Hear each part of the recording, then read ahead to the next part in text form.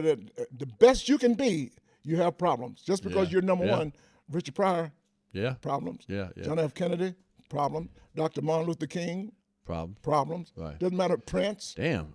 Michael Jackson. Is anybody alive with shit? Everybody made him die. Everybody's number one. Joan Rivers, I'm saying problems.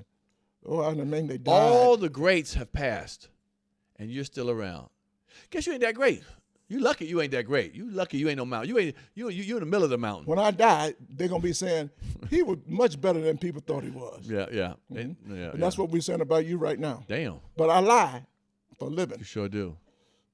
I was thinking about doing a Mount Rushmore of comics, like putting 4 heads on my thing, and this is what I had in mind. Okay, I thought about you, but I was like, I don't know. But here's mine. I don't want to be on your damn Mooney. mountain. I just want to be, on the hill. You on a mountain or something? Well, do your. I mean, Paul Mooney. Okay. George Carlin. Oh. Yeah, I'm going there. Richard. Okay. And last but not least, me. You always got to say you. If Damn right. If you don't think you always got to. My mom will have me on. But let me tell you what you just did. Okay, what I just did. A lot did. of black people are not allowed to do this. Well, okay, I'm half black.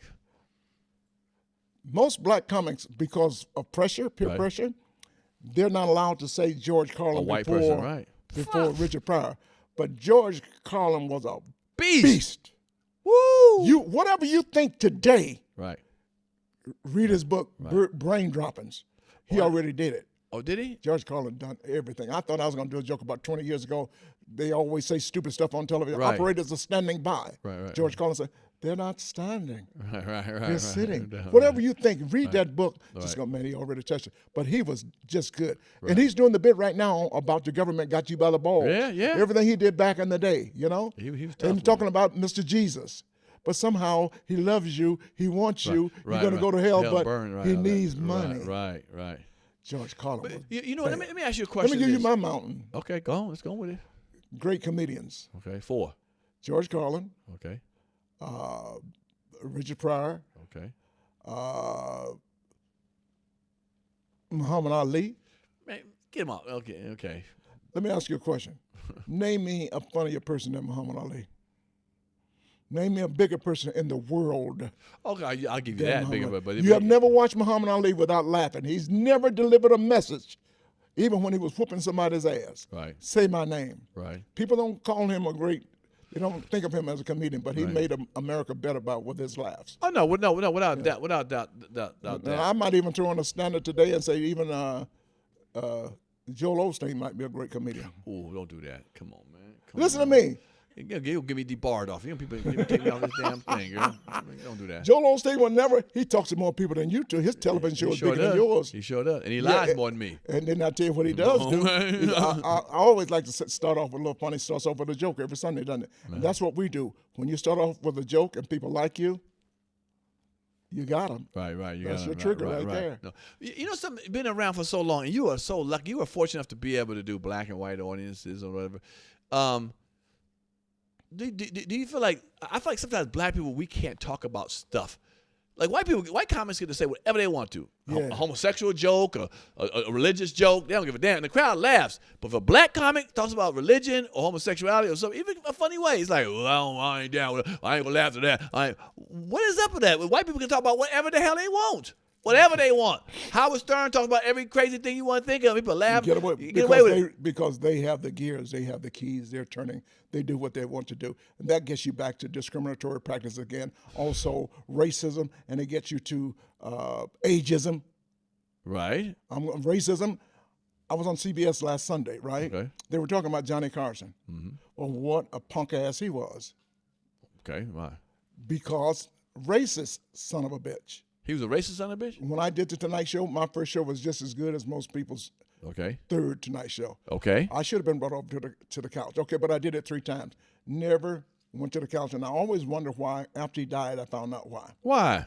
One of his friends, Bud Robinson, who was Doc Severson's manager, said Johnny was never a friend of people of color or women. Wow. As you know, all the blacks that did the show back in the day was who? Richard Pryor, Bill Cosby, Sammy Davis Jr., Flip Wilson. Eddie Murphy did it because he was a part of what? NBC. But otherwise, who other blacks you see go over to the couch as a comedian. That's true. And I was with Shirley Hemphill. She had the #1 show in America, What's Happening at the time. I was with her at the Tonight Show. She was #1 guest to go on. And didn't get to go She to the got couch. bumped. Oh, got bumped. And she said, fuck Johnny Carson as loud as she could while the show was airing. I'll never come back to do this fucking show again. And I was scared because I was with her. I thought I would get bumped too, right. But you know, all that time I found out, I said, okay. He told me, he said, well, Bud Robinson told me he was not a fan of us. Even his favorite singer, Joe Williams, I'm giving you some history. Black. Joe Williams, black, right? Black, that was his Right. favorite singer. Never made it to the couch. Of 20 years being on the show, never made it to the couch. And the last week Johnny was on, he was going to bring Joe Williams over to the couch. Joe Williams tripped and fell going to the couch. Never made it. Got on the couch and had to say goodnight. Wow. Never talked to him. And you know, Dick Gregory always talked about that. He's the first one to do the Tonight Show back with Jack Parr. Okay. And Dick Gregory refused to do the show. He said, why? Because y'all don't bring us over to the couch to talk. You never bring a black man over. I heard that. And then Jack Parr thought about it. He said, okay, I'll bring you over. That's what got us on the show. So we're dealing with racism. And now I'm of age. Mm-hmm. We're dealing with ageism.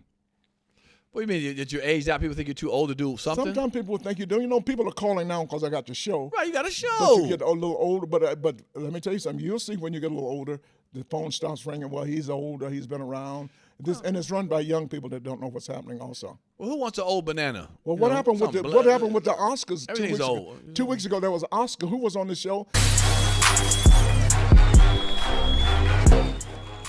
If you like that clip, hit the subscribe button or the notification bell.